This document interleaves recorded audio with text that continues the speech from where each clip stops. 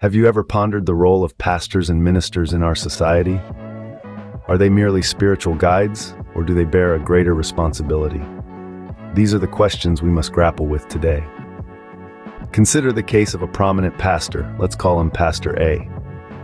He led a megachurch with a sprawling congregation in the heart of a bustling city. Every Sunday, thousands would flock to his sermons, drawn by his charisma, eloquence, and apparent empathy. Yet behind the scenes, it was a different story. Pastor A was embroiled in scandal after scandal, from embezzlement of church funds to the exploitation of congregation members. Pastor A's story is not an isolated incident. There are numerous other examples. Take, for instance, Minister B.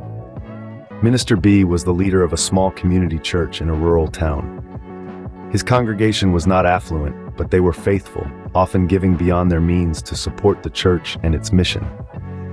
Yet instead of using these funds to improve the church or help the less fortunate, Minister B used them to fund a lavish lifestyle, complete with luxury cars and extravagant vacations. These are not just stories, they represent a deep-seated issue within our spiritual communities.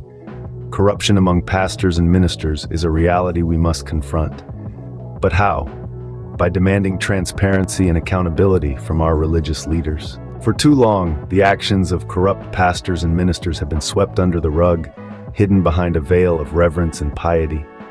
It's time we pull back this veil. Challenge your religious leaders. Ask them about the church's finances. Where is your donation going? What is it being used for? Demand an open and transparent accounting of all church funds. Remember, pastors and ministers are not just spiritual guides. They are also stewards of the church and its resources. They have a responsibility to their congregation and to society as a whole. It is not enough to sit back and hope for change. We must be the change. We must hold our religious leaders accountable for their actions, because only then can we ensure that our churches are places of faith, not greed. So take action, demand transparency, demand accountability, and together we can create a spiritual community that truly serves its people.